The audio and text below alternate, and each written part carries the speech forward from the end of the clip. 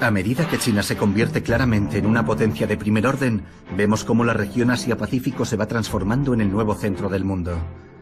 El nuevo orden al que aspira China en la región pone en peligro el actual equilibrio de fuerzas.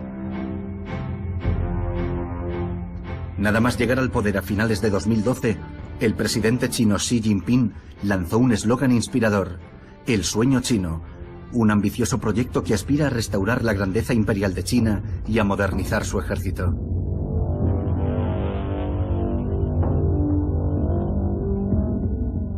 Nosotros, los chinos, luchamos por hacer realidad el sueño chino, la brillante renovación de la nación.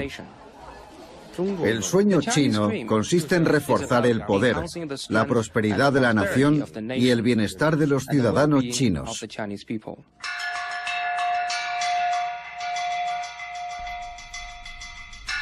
Con la reafirmación de sus sueños de grandeza, China se sitúa como rival de la otra gran potencia en la región, Estados Unidos, presente en el Pacífico desde su victoria sobre el Japón imperial en 1945.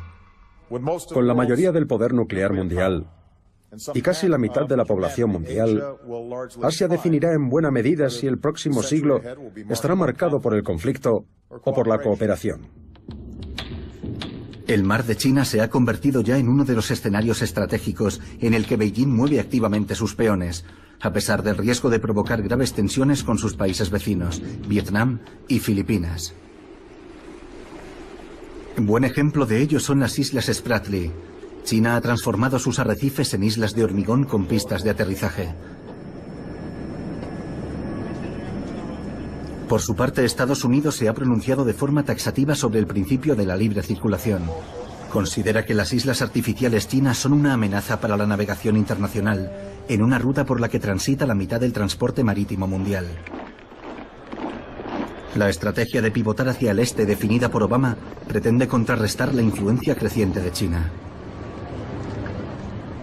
Una vez fuera de esa guerra, he indicado a mi equipo de seguridad nacional que haga de nuestra presencia y misión en la región Asia-Pacífico una prioridad de alto nivel. En consecuencia, la reducción del gasto militar no afectará, repito, no afectará a los gastos militares en Asia-Pacífico. Estados Unidos reajusta así sus posiciones tácticas en Asia, reforzando sus alianzas, especialmente con Japón, el aliado histórico de Washington, que acaba de perder su posición como segunda potencia económica mundial en beneficio de China. Japón teme, como el resto de los aliados, la hegemonía de su poderoso vecino. Pero ¿por qué el mar de China suscita tanto interés actualmente? El primer desafío del mar de China es la navegación, de la que la economía china es fuertemente dependiente.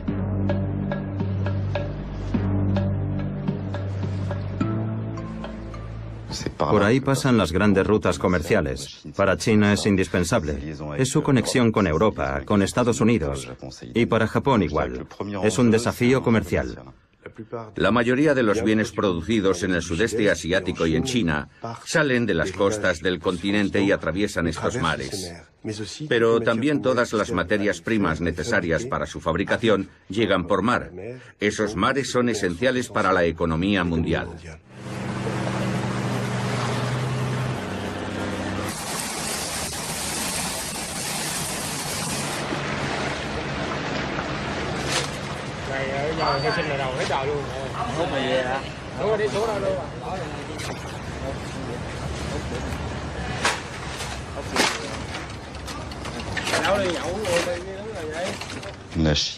China es hoy el primer consumidor mundial de pescado, así que tiene que importar lo que necesita de forma masiva y pescar de manera masiva.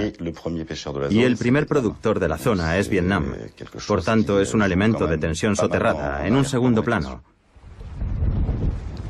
Hay un tercer elemento, las reservas de petróleo de la zona. Para China y Japón es un objetivo importante porque carecen de recursos propios o en cualquier caso suficientes y deben importar la mayor parte de los hidrocarburos que necesitan. También es importante para Vietnam porque, a pesar de ser un país autosuficiente, sus recursos comienzan a agotarse, así que necesitan encontrar nuevos yacimientos. Pero existe un cuarto reto: La rivalidad militar entre China y Estados Unidos, que mantiene en la región numerosas bases militares desde su victoria en 1945 en la Guerra del Pacífico. Hay dos grandes flotas que dominan la región, que son, por supuesto, la Marina de Estados Unidos y la Marina china, simplemente por su importancia. Es una importancia estratégica para la Marina estadounidense, que, como sabe, se reparte entre el Pacífico y el Atlántico. Obama ha afirmado que el Pacífico es el escenario más importante y el poderío naval de Estados Unidos se concentra allí. Los chinos juegan en casa y han hecho un esfuerzo considerable por mejorar el nivel de su marina y llevarla poco a poco hasta el nivel de su poderío económico y diplomático. Su poderío económico es actualmente uno de los primeros del mundo. Para entender los enfrentamientos actuales en el Mar del Sur de China, es necesario remontarse a la Convención de Bahía Montego. En los años 50, bajo los auspicios de las Naciones Unidas, los estados intentaron establecer un derecho del mar para regular básicamente la navegación y la explotación de las riquezas marinas. En 1982, la ONU aprobó al fin un texto que satisfacía a la mayoría de sus estados miembros. Es la Constitución de los Océanos y aportaba una novedad en la definición de los espacios marítimos. Las aguas territoriales de los países costeros se extienden a 12 millas náuticas y la zona económica exclusiva se amplía hasta las 200 millas náuticas, otorgando derechos económicos y deberes medioambientales sobre esa zona. Más allá de eso, podemos llegar a la denominada plataforma continental ampliada, de forma que puede extenderse hasta casi 700 kilómetros o algo más de 600. Y en un mar medio cerrado como el Mar del Sur de China, es obvio que la alta mar termina por desaparecer. Imaginemos que todos los países reivindicaran sus plataformas continentales ampliadas, terminarían chocando. En 2009, con motivo de la petición realizada por Vietnam y Malasia de la ampliación de sus plataformas continentales, China presenta a nivel internacional su famoso mapa de la línea de los 9 trazos. En 2009, China anunció repentinamente ante la ONU que el 80% del Mar del Sur de China le pertenecía. Junto con su reivindicación, presentó un mapa con 9 trazos, y alegó que China tenía derechos históricos sobre el espacio marítimo delimitado por esos trazos. Para el gobierno chino, la línea de los 9 trazos es un derecho histórico que debe ser reconocido por el derecho internacional. Todos los países deben respetar la ley internacional. Las disputas graves entre dos naciones deben arreglarse pacíficamente mediante la aplicación de la ley internacional. La reivindicación china de los 9 trazos es confusa. Es una reivindicación ambigua. Y una vez más, según nuestro criterio, no respeta el derecho internacional. Se lo hemos dicho a China, tanto de forma pública como privada, que esperamos que clarifique sus exigencias. La línea de los 9 trazos es un movimiento muy astuto. 9 trazos para ese mar. Es como si delimitáramos el Mediterráneo en 9 trazos. Es tremendamente impreciso, pero muy eficaz. Al no existir una frontera definida, todo es negociable. Puedes jugar cambiando las fronteras constantemente. Estás en tu territorio y no lo estás. No lo sabes. Puedes estar de buena fe o de mala fe. Tienes un espacio diplomático y un espacio de influencia considerable. China, apoyándose en los 9 trazos, discute a los países costeros del Mar del Sur de China el acceso a sus zonas nacionales de pesca, situadas en el interior de la zona exclusiva de esos países.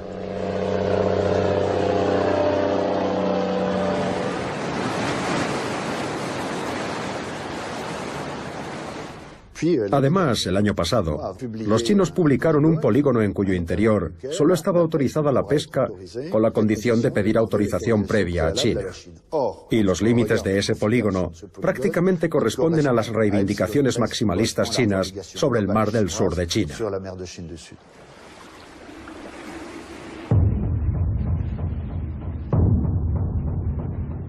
Desde el gran puerto de Da Nang, zarpa la flota pesquera vietnamita para sus campañas en las Islas Paracelso.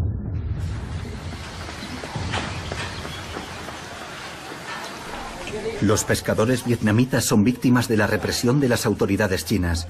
Según fuentes oficiales, 2.000 pescadores han sufrido agresiones entre 2002 y 2014. Algunos perdieron la vida y otros fueron liberados a cambio de un rescate. Nos persiguieron como a ladrones. Nos perseguían y nosotros intentábamos escapar. Eran mis barcos, el 90-508 y el 90-152. Ese de ahí. El 90-508 pudo escapar y dar la vuelta. El barco chino persiguió al otro, el 90-152, aquel de allí. El barco volcó y quedó destrozado. Los chinos nos golpearon. Después pusieron todo el equipaje.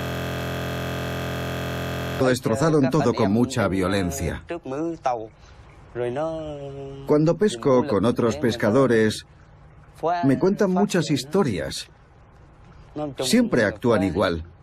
Lo rompen todo. Pegan a la gente, los golpean y los secuestran.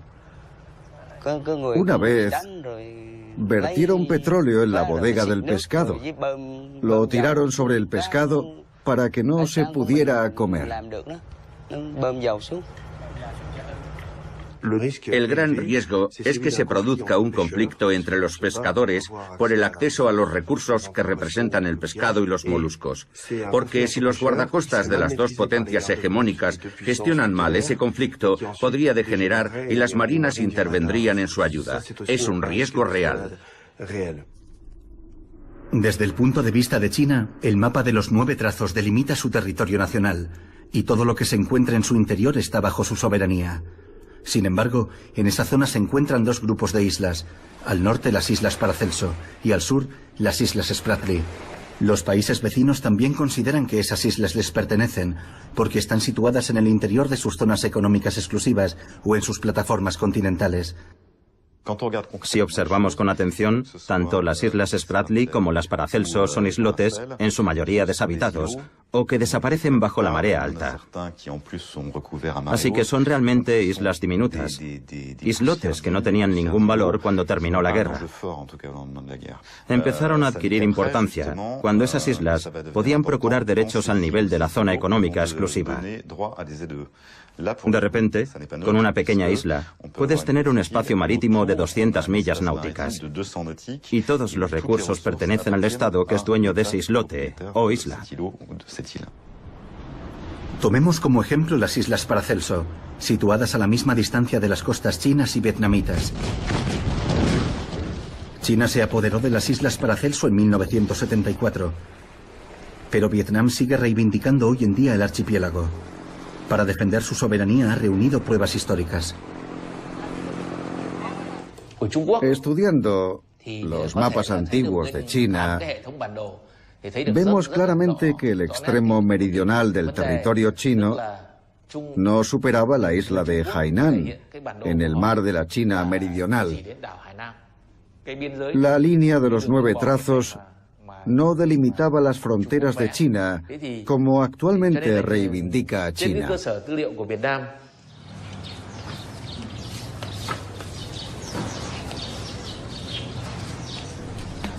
Desde el siglo XVII, la isla de Lison, próxima a Da Nang, ha sido un puesto avanzado de la flota pesquera vietnamita que opera en las islas Paracelso.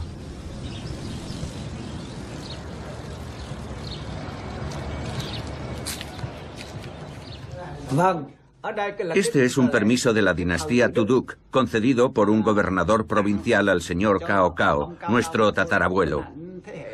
Es un permiso muy antiguo y posee un gran valor histórico. El señor Cao Cao conservaba su permiso para pescar en las islas Paracelso y en las islas Spratly. Hay piezas históricas que demuestran la conexión entre las islas Paracelso y Vietnam.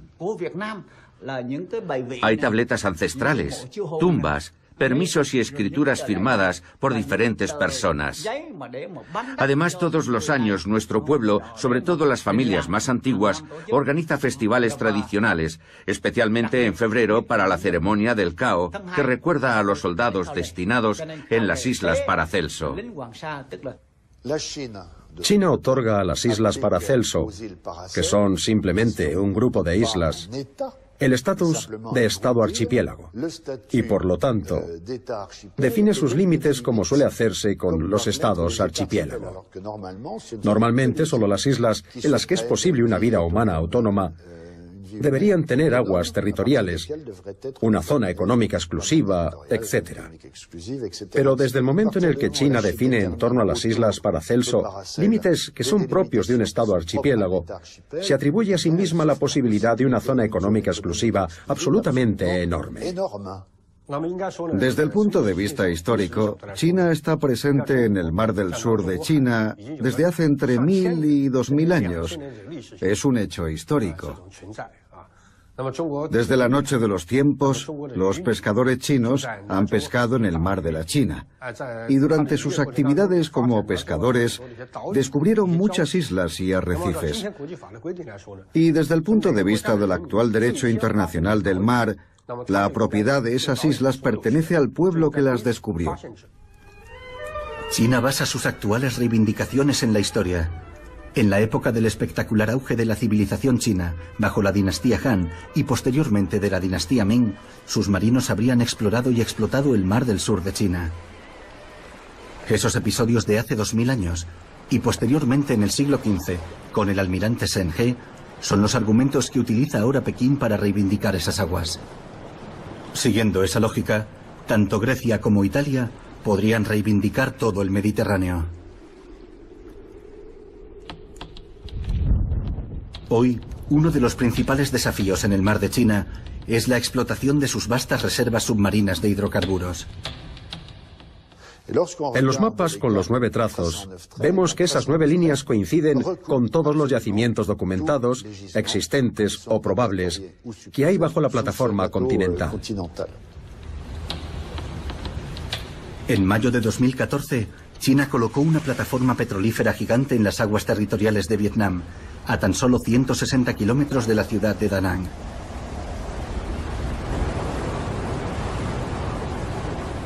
...60 barcos guardacostas chinos impiden el paso de los barcos vietnamitas a esa zona en la que antaño solían pescar.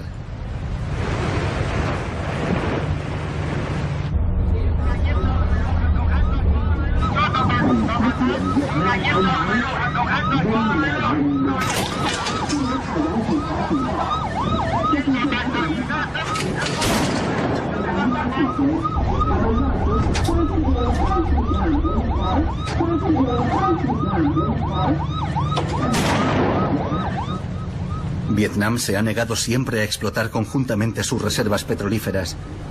La llegada de la plataforma petrolífera china a sus aguas territoriales provocó numerosas manifestaciones violentas en Vietnam. La invasión de las aguas vietnamitas por parte de China revela una táctica.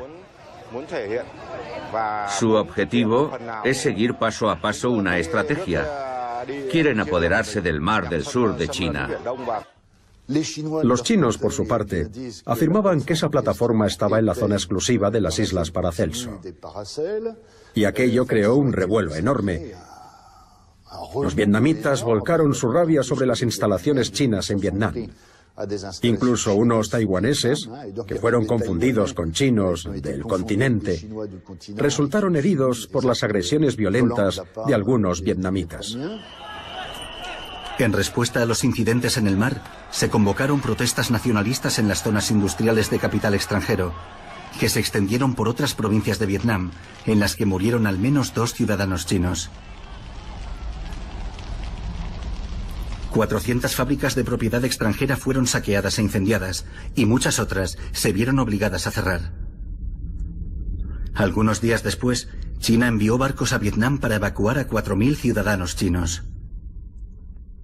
Estamos muy preocupados por la peligrosa conducta y las intimidaciones de los buques en las zonas en disputa. Hacemos un llamamiento a las partes implicadas para que den muestras de mesura y presenten sus reivindicaciones por la vía pacífica y diplomática y de acuerdo a la ley internacional.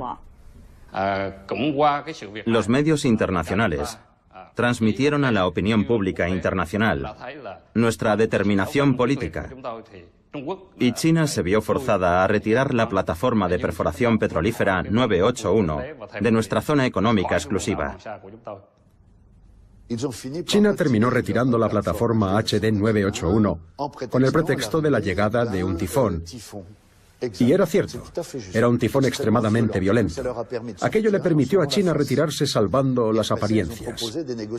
Después de aquello propusieron a los vietnamitas negociar. Numerosas autoridades chinas fueron a Vietnam. Mientras, los vietnamitas amenazaban con presentar una denuncia ante la Corte Permanente de Arbitraje, como habían hecho los filipinos.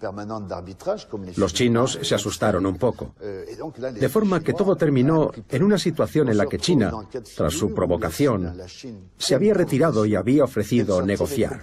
Había dado 2 pasos adelante y 1 hacia atrás, y al final había avanzado un paso.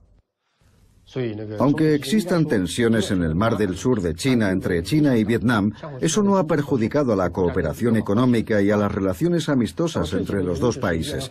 Pero en los últimos tiempos Vietnam ha adoptado acciones unilaterales y restrictivas que violan los derechos de China. Eso nos ha obligado a adoptar ciertas medidas que han creado una situación de tensión entre las dos naciones en el Mar del Sur de China. Eso fue lo que sucedió en mayo de 2014, cuando la plataforma de perforación 981 estaba operando de forma legal en una zona que pertenece a China.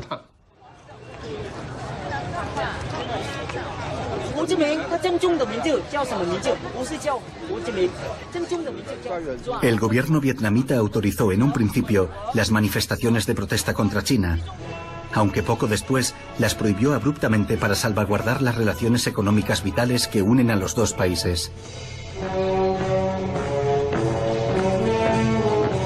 En el pasado, China ayudó a Vietnam en su lucha por la independencia, primero contra Francia y después contra Estados Unidos. China proporcionó a Vietnam armas, asesores militares y bases en la retaguardia. Como a Mao Zedong le gustaba decir, China y Vietnam son como los dientes y los labios, porque cuando los labios se abren, los dientes tienen frío.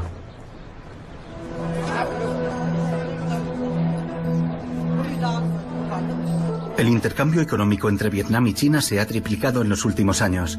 Ahora China es el primer socio comercial de Vietnam, por delante de Japón y Estados Unidos.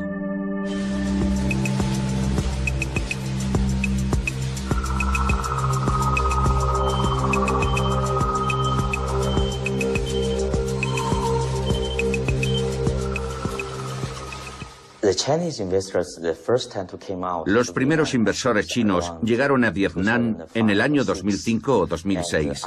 Desde entonces no han dejado de llegar más y más inversores. Pero a finales de 2005, debido al alza de los costes de producción o debido al entorno, muchos tuvieron que irse. Yo sigo pensando que hoy en día Vietnam sigue siendo uno de los mejores países para la inversión extranjera.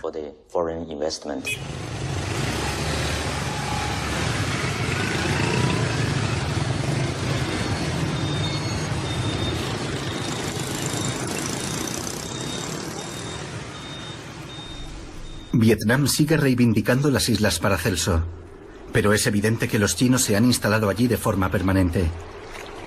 China ha construido en la isla Budi, una de las Islas Paracelso, la capital del distrito de Shanxia, que considera una parte del territorio nacional de China.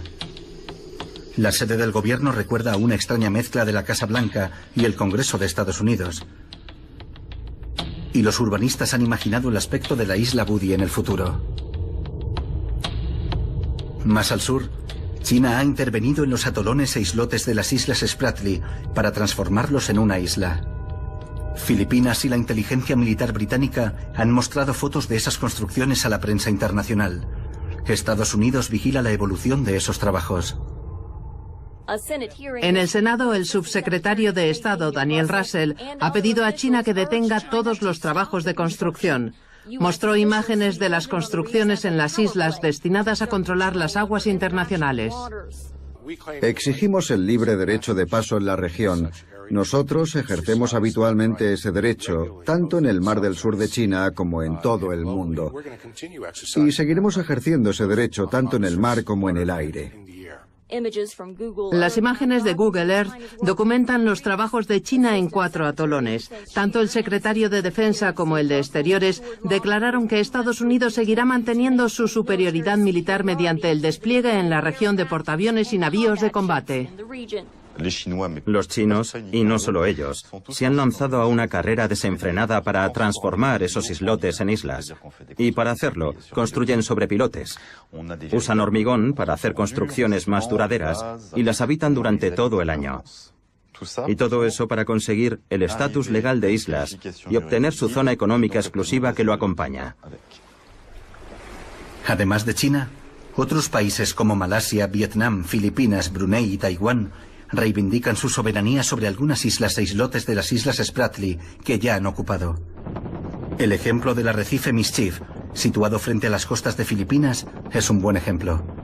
En los años 90, China construyó estructuras sobre pilotes, asegurando que eran refugios para pescadores. Filipinas protestó porque el atolón se encuentra en su zona económica exclusiva, pero fue en vano. Poco tiempo después, China transformó los supuestos refugios en instalaciones militares. Y es evidente, viendo la disposición, que empezaron con esta construcción octogonal. Y después siguieron adelante. Y ahora hay estructuras de hormigón. Un cuartel general, un espigón. Al final, podemos hablar de una técnica de invasión progresiva. Ante la estrategia china de hechos consumados, Filipinas denunció el caso ante el Tribunal Permanente de Arbitraje de La Haya. Nosotros hemos solicitado al Tribunal de Arbitraje que nos diga cuál es exactamente nuestro derecho marítimo. ¿La línea de 9 trazos está de acuerdo con la ley internacional? Esa es nuestra pregunta. Nosotros intentamos resolverlo con ellos mediante el diálogo bilateral, pero China siempre ha sostenido que su soberanía sobre esa zona es indiscutible. Y es una cuestión interesante, porque de hecho para que haya un arbitraje es necesario que sean dos, de forma que no han planteado la pregunta ¿a quién pertenece esta isla o islote? Ellos simplemente han planteado la pregunta de si es una isla o un islote.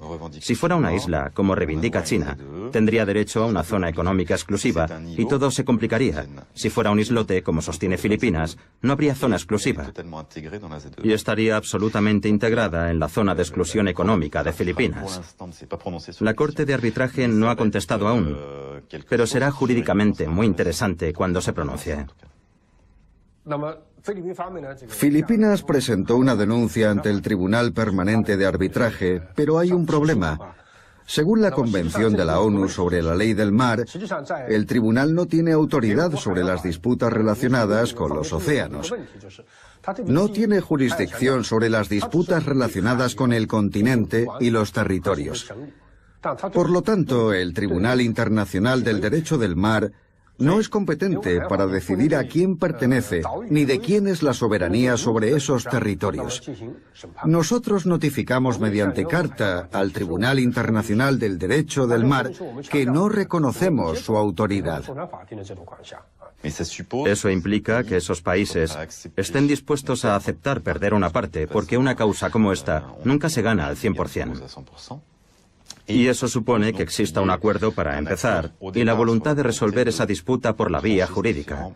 Y en la zona actualmente no estamos en esa situación. Puede que el derecho llegue más tarde. Quizá dentro de 50 o 60 años se calmen las relaciones en la zona y políticamente se alcancen relaciones más estables. Pero de momento, esa no es la situación. Nosotros seguiremos usando la vía diplomática. La diplomacia sigue siendo el mejor medio de actuación, independientemente de la decisión que adopte el Tribunal de Arbitraje.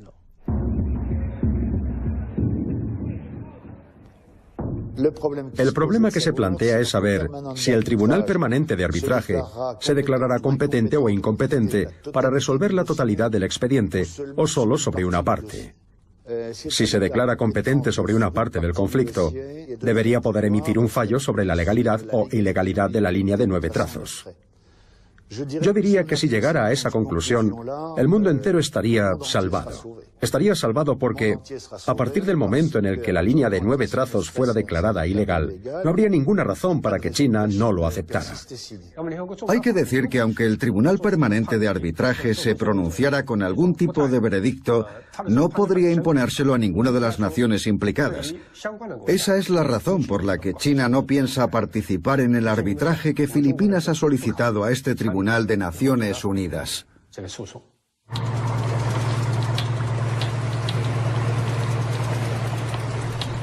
En el mar de China Oriental, al norte de Taiwán, China mantiene otra disputa, esta vez con Japón. La disputa sobre el archipiélago de las islas Senkaku-Diaoyu, un grupo de 8 islotes deshabitados, sin agua potable, aislada e inhóspita. Japón administra estas islas desde hace más de un siglo. Preocupado ante la expansión de China, Japón nacionalizó de forma repentina en 2012 3 de esas islas. Pero China también reivindica la soberanía sobre este archipiélago. Y el cambio de estatus por parte de Tokio provocó una dura reacción en Beijing. El plan japonés para apoderarse de esas islas es totalmente ilegal e inválido. La realidad no puede cambiarse. Las islas Diaoyu son chinas desde hace mucho tiempo. No podemos cambiar la realidad. Japón pretende robarnos esas islas. Exigimos que Japón abandone esa acción nefasta.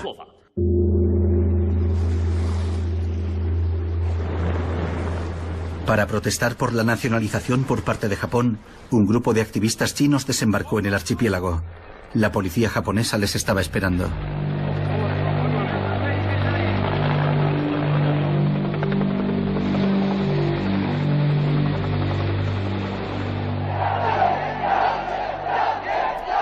La nacionalización de las islas Senkaku-Diaoyu por Japón provocó manifestaciones violentas en China.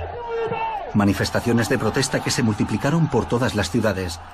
Todo lo relacionado con Japón, tiendas, coches, fábricas, era atacado.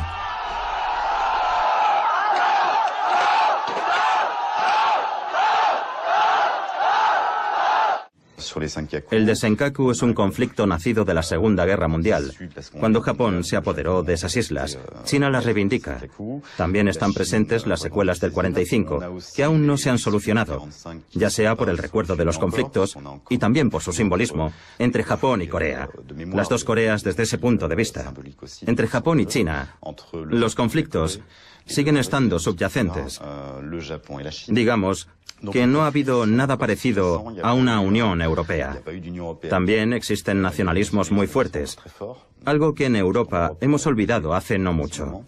Así que antes de empezar una negociación, los dirigentes deben tener en cuenta sus opiniones públicas, lo cual complica las cosas. En 2012, Shinzo Abe accede por segunda vez al cargo de primer ministro. Abe pertenece a una corriente ultraconservadora partidaria de la línea dura con China. Los dos países reivindican la soberanía, y en un mundo en el que la imagen tiene mucha importancia y donde las pasiones a menudo se exacerban por los recuerdos, recordemos las atrocidades cometidas por los japoneses en China, el pasado pesa mucho.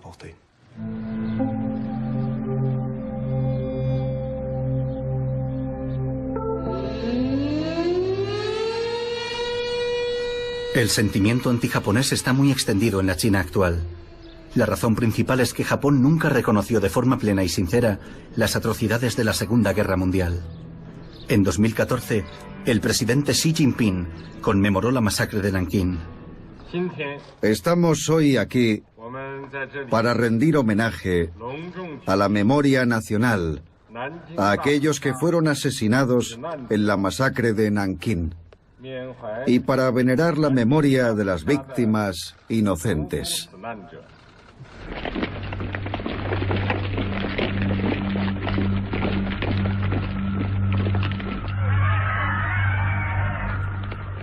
Tras la caída de Shanghái, los soldados nipones entraron en Nankín. El 9 de diciembre de 1937, el general chino que defendía la ciudad huyó con su Estado Mayor, dejando a 100.000 soldados frente al poderoso ejército japonés. Durante 6 semanas, decenas de millares de civiles y soldados desarmados fueron asesinados, y decenas de miles de mujeres fueron violadas por los soldados japoneses. La dimensión de los crímenes japoneses en China durante la Segunda Guerra Mundial sigue alimentando la tensión.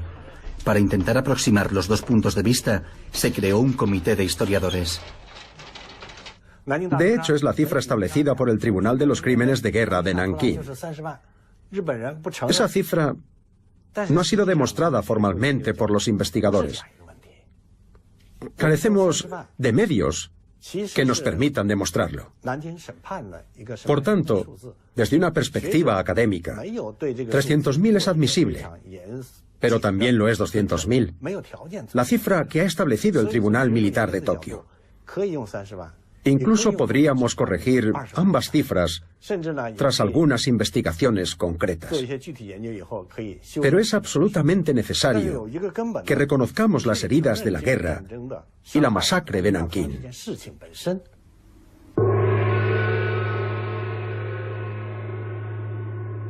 Nosotros queríamos comparar los análisis japoneses y chinos para elaborar un relato histórico único. Pero tenemos que enfrentarnos a la realidad de las enormes discrepancias entre nuestras dos versiones. Es lo que hemos llamado la historia paralela. Decidimos que cada bando debía escribir su propia historia y después buscar los puntos de encuentro entre las dos versiones. Existen grandes divergencias entre los trabajos del grupo chino y los del grupo japonés. Japón ya ha reconocido sus actos durante la guerra y ha presentado a China sus reflexiones y disculpas. Se pueden leer en la Declaración Sino-Japonesa de 1972 y en el Tratado de Paz y Amistad de 1978 entre Japón y la República Popular de China. Entonces, ¿por qué sigue habiendo problemas? En la sociedad japonesa, a pesar de que el gobierno tiene documentos que lo confirman categóricamente, hay ciertos políticos de la extrema derecha que niegan algunos aspectos de ciertos hechos. Algunos ministros y diputados de la derecha visitan regularmente el santuario de Yasukuni, donde se recuerda en una lista a los soldados que murieron por Japón. En 1978 se añadieron en secreto los nombres de 14 grandes criminales de guerra. Esas visitas son interpretadas en China como un intento de rehabilitar el pasado militarista nipón. La recuperación del pasado imperial japonés también afecta al campo de la enseñanza. Una corriente revisionista, auspiciada por el gobierno de Shinzo Abe, ha elaborado un manual escolar que presenta una versión diferente de la historia. Ese manual negacionista ha sido distribuido en el 1% de las escuelas japonesas. Lo más sorprendente, cuando lees los textos escolares de la posguerra y sobre todo los manuales escolares actuales, es que todos están escritos de forma que denigran Japón. La masacre no es verdad. No hay ningún documento que demuestre que esa masacre ocurriera. Estas fotos muestran el regreso de la paz y la alegría de la gente. Hay muchas fotos como estas, de niños hablando con los soldados japoneses, convencidos de que la masacre de Nankín nunca ocurrió. Nosotros hemos reescrito nuestros manuales escolares.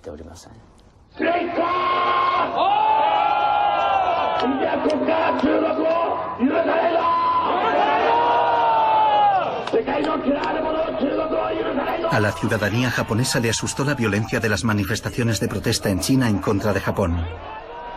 El movimiento Ganbare Nippon, un movimiento ultranacionalista, explota ese miedo y utiliza un lenguaje bélico. La reivindicación china es absurda. Solo es un acto de agresión. Si China quiere reivindicar su soberanía, puede ir al Tribunal de Justicia de La Haya en los Países Bajos, que permita que examinen las evidencias y se pronuncien. Pero China nunca ha querido hacer eso. El 19 de agosto de 2012, Satoru Mizushima, un miembro del movimiento Ganbare Nippon, visitó las islas Senkaku Diaoyu tras el desembarco días antes de los activistas chinos. Quería expresar así su preocupación por el territorio nacional.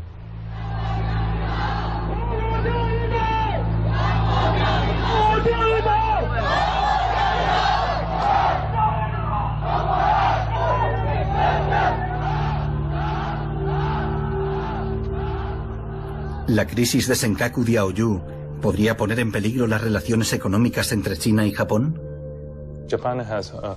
Japón ha hecho grandes inversiones financieras en China. Por supuesto, estas siguen existiendo.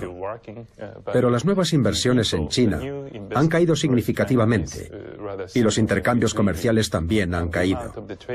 Entre 2013 y 2014, la inversión japonesa en China ha disminuido un 40%, de forma que la inversión directa se ha reducido drásticamente.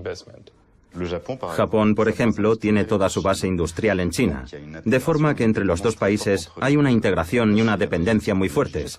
China necesita la tecnología japonesa y Japón necesita la mano de obra china, pero en ningún caso eso ha servido hasta el momento para conseguir un entendimiento político.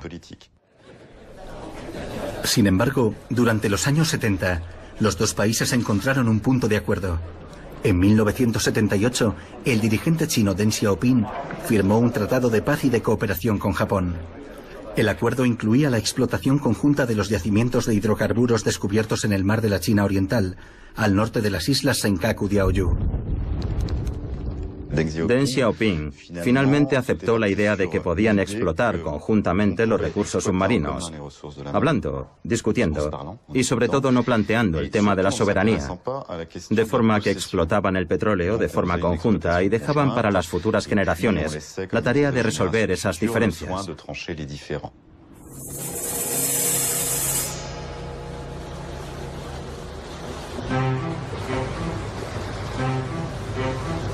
Para Pekín, cuando Japón nacionalizó las islas de Senkaku-Diaoyu, rompió el statu quo que los dos países acordaron en los años 70.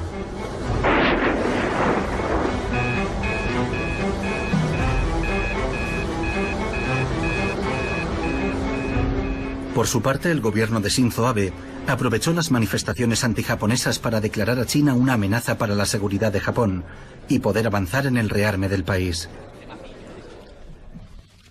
Tengo la responsabilidad, como primer ministro del país, de proteger al pueblo de Japón. La Constitución japonesa fue creada con la esperanza de conseguir el bienestar de la población. Pero yo no creo que nos diga que abandonemos las vidas de los ciudadanos japoneses. Shinzo Abe consideraba que el artículo 9 de la Constitución japonesa de 1947, de inspiración pacifista, impedía al país defenderse adecuadamente. En 2015 aprobó una ley que permitía las operaciones militares en el extranjero. Estados Unidos aplaudió la iniciativa, considerando que le resultaría útil en el marco de su alianza con Japón. Sin embargo, tras la derrota de Japón en la Segunda Guerra Mundial, fueron los estadounidenses quienes impusieron el texto de la Constitución japonesa.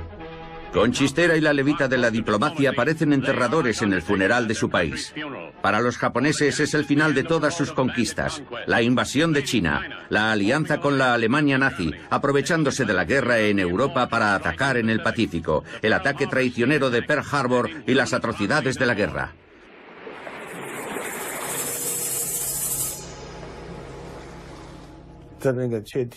La Constitución pacifista de Japón fue redactada bajo la presión de Estados Unidos y los aliados para limitar las fuerzas armadas japonesas, porque Japón había provocado la guerra.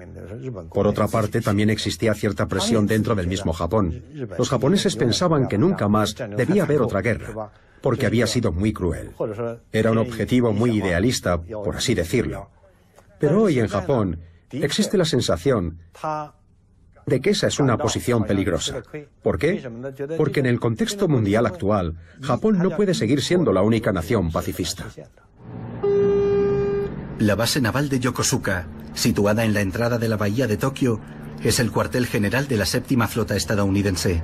Estados Unidos mantiene destacados a 50.000 soldados en territorio nipón desde 1945.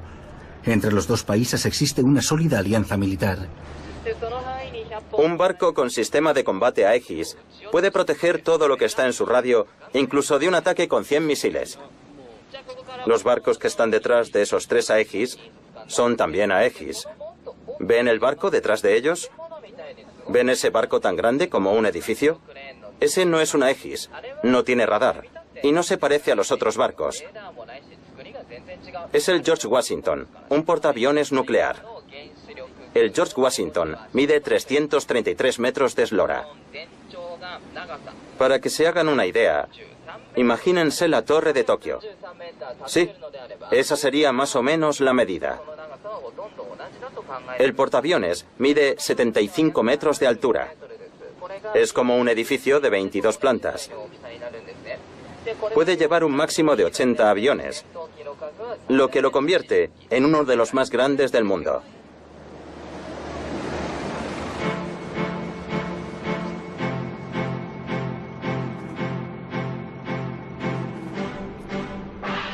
Okinawa está a 1500 kilómetros de Tokio y a 700 de la costa china. Esta isla japonesa es la pieza clave del dispositivo militar de Estados Unidos en esta parte del mundo. La mayoría de los soldados estadounidenses destacados en Japón están aquí. Las numerosas bases y campos de entrenamiento militares ocupan un 20% del territorio de la isla.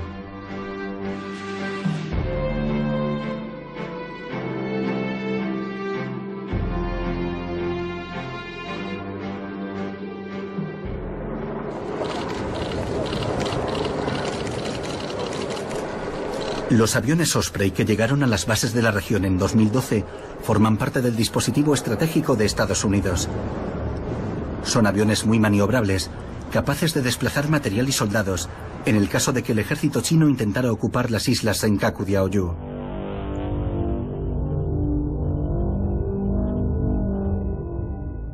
Las intervenciones americanas se realizan en un marco amplio denominado reequilibrio estratégico. Su estrategia pivota sobre Asia, pero ese pivote tiene un objetivo concreto. En realidad, China es su principal objetivo.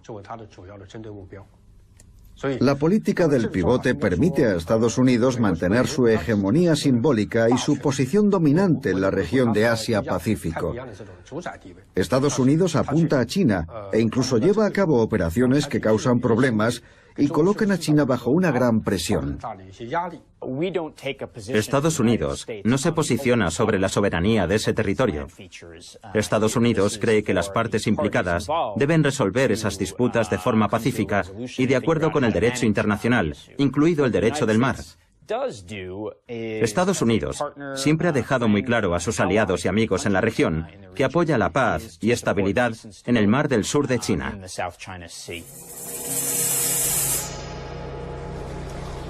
China ha denunciado la estrategia estadounidense de pivote como un intento de restringir su espacio estratégico. Las bases militares chinas en el archipiélago Paracelso y las islas Spratly serían un intento por acabar con la presencia militar de Estados Unidos en el mar del sur de China. ¿Por qué China quiere deshacerse de los rivales militares en el mar del sur de China? Bien, es esencial. Su base de submarinos armados con misiles nucleares está situada al sudeste de la isla de Hainan, en Sanya. Pero como sus submarinos actuales son muy ruidosos, tan ruidosos que son muy fáciles de detectar, los chinos han elegido esa región porque allí la placa continental es muy pequeña. Sanya está en la zona con mayor profundidad de todo el mar del sur de China. De forma que el problema de los chinos es sacar sus submarinos lanzamisiles al Pacífico sin que sean detectados al salir de su base.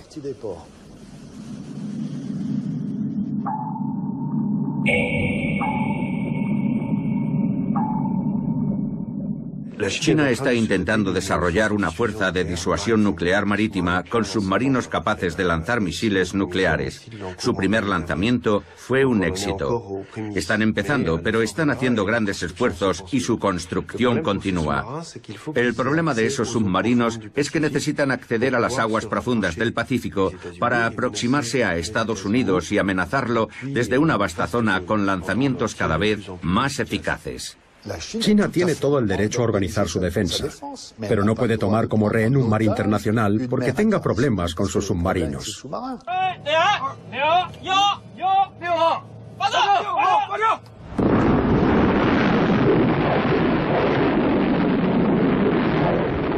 Estamos en una partida de Go, no de ajedrez. Se trata de ver quién impondrá su influencia y quién mantendrá su influencia el mayor tiempo posible sobre los países de la región. La actitud dominante de China ha conseguido que sus vecinos se acerquen más a Estados Unidos. Japón ha facilitado patrulleros a los guardacostas filipinos. Estados Unidos negocia el regreso a sus antiguas bases en Filipinas y mantiene relaciones de amistad con Vietnam. La posición estratégica de Estados Unidos, amenazada durante un tiempo por el imparable ascenso del ejército chino, ha salido por tanto reforzada. En todas las disputas que ha habido entre China y Japón por las islas Senkaku o por la respuesta de Filipinas, los estadounidenses saben muy bien que, en segundo plano, solo deben temer que sus aliados en la zona puedan arrastrarlos a un enfrentamiento con China. Pero para sus aliados, Estados Unidos es un factor de moderación en la zona.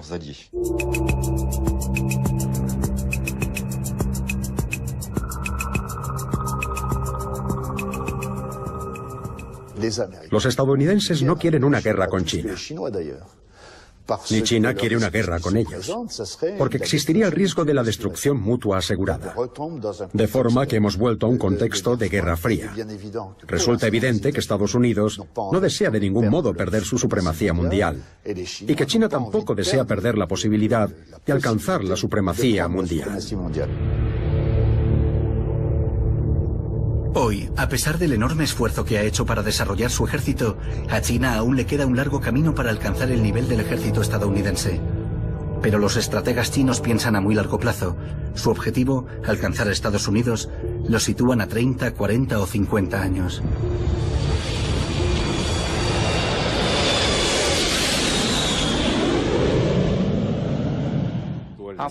Ante todo, China es un gran país, con 1.300 millones de habitantes. Es como un gigante entre la multitud. Naturalmente, todos se preguntan cómo se comportará y qué hará ese gigante. Y les preocupa que ese gigante les aparte, que se interponga en su camino o incluso les quite el sitio.